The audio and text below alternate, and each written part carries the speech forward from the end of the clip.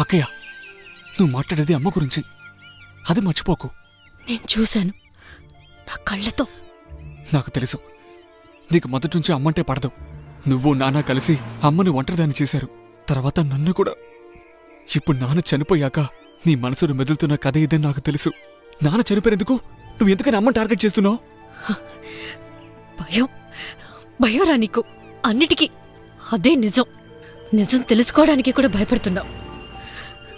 అక్క, నువ్వు మాట్లాడడం చూస్తుంటే అచ్చం నాన్న మాట్లాడుతున్నట్టుగానే ఉంది. Same power, same angle.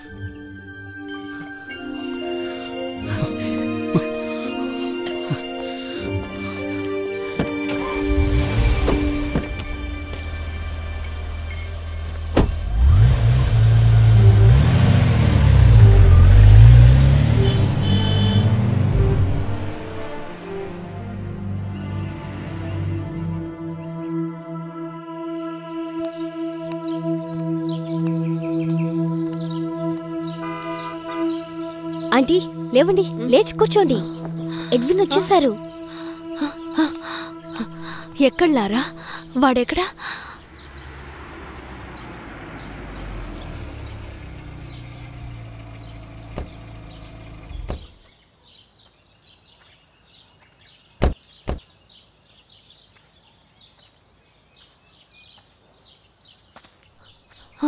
Peter ఏడి? పీటర్ ఎక్కడికి వెళ్ళాడు? వచ్చేదారిలో వాళ్ళు వస్తున్న కార్ రిపేర్ అని ఫోన్లో చెప్పారు. అన్నయ్య వెనకాల ఇంకో కార్లో వస్తున్నారు. ఆంటీ, ఈ మాత్ర కొంచెం వేసుకోండి. చీట్ చేశారు, నన్ను చీట్ చేశారు. అమ్మా, బాబు, ఎడ్విన్ అమ్మా, వెళ్ళని వదిలేయమ్మా. కొడుకుని చూసైనా తను కొంచెం ఓదార్పు చెందుతుందేమో. ఎడ్విన్ కూడా తల్లిని చూసి చాలా రోజులైంది కదమ్మా, వెళ్ళనివమ్మా. ఎడ్విన్, నాకెవరు లేరురా ఇక్కడ. నీకోసం ఎదురు చూస్తోందిరా ఈ అమ్మ. ఆయన చనిపోయి కూడా నన్ను ఇబ్బంది పెడుతున్నారా ఆయన. నన్ను ఏడిపించడానికి నన్ను దానికి అప్పగించారురా. అక్కయ్య నాతో ఏదేదో చెప్పిందమ్మా, ఒక పీడకల కన్నట్టుగా. అమ్మా, ఒక విషయం నాకు అర్థమైంది. ఈసారి ఇక్కడికి వచ్చినప్పుడు నాన్న చనిపోతాడని తెలిసినట్టుగా ఉన్నాయమ్మా అక్కయ్య మాటలు. నిజమే నిజమే ఎడ్విన్. ఒంట్లో బాగోని మీ నాన్నకి ఏమేమో చెప్పి ఆయన ప్రాణాలు తీసిందిరా. నాకు తెలుసురా దాని మనసులో ఏముందో. దానికి మనం ఎవ్వరం అక్కర్లేదురా. ఈ కుటుంబానికి సంబంధించిన ఆస్తి పాస్తులు మొత్తం దానికే కావాలి. అందుకేరా ఇది నాకు రంకు అంటగట్టి ప్రచారం చేస్తోంది. మీ నాన్న రాగానే నా గురించి లేనిపోనివన్నీ కల్పించి చెప్పింది. ఆయన చనిపోవడానికి కారణం నేనే అని చెప్పుకుంటూ తిరుగుతోందిరా ఎడ్విన్. నాన్నకి నేనే విషం పెట్టి చంపానని చెప్తోందిరా. పిచ్చి, అక్కయ్యకి పిచ్చి అమ్మా. అవును అవునరా, అది ఎవరు చూడని విషయాలు చూస్తుంది. లేని విషయాలని కల్పించి చెప్పి అందర్నీ కన్ఫ్యూజ్ చేస్తుంది. చాలా వైలెంట్ గా మారిందిరా ఎడ్విన్. వీలైనంత తొందరలో దాన్ని వదిలించుకోవాలి మనం, లేదంటే అది అందర్నీ కన్ఫ్యూజ్ చేస్తుందిరా.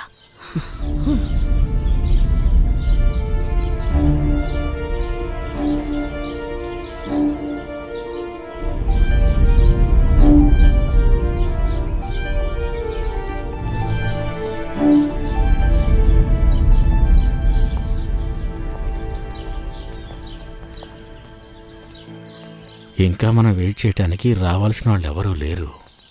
మరి ఇంకా ఎందుకమ్మా మనం ఆలస్యం చేయడం? బిషప్ గారు మిగతా వాళ్ళందరూ ఆల్రెడీ బయలుదేరారమ్మా. అమ్మకి ఎడ్విన్కి చెప్పి మిగతా కార్యక్రమాలన్నీ కానిచ్చేద్దాం. ఆయన బతికున్నప్పుడు ఆయనకి రెజినా ఒక్కతే చాలు. నువ్వే చూసావుగా, చనిపోయిన తర్వాత కూడా ఆయన ఆత్మకి శాంతి లేకుండా చేస్తోంది. అదేరా దాని బుద్ధి.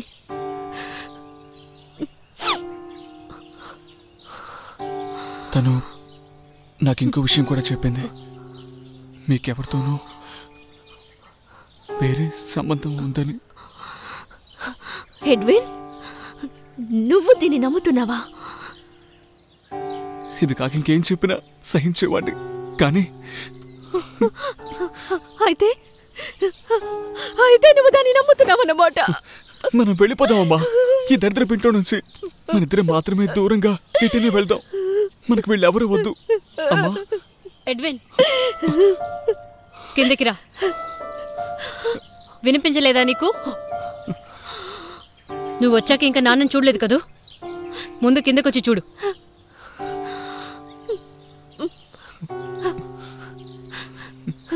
రారా, అందరూ వెయిట్ చేస్తున్నారు నీకోసం.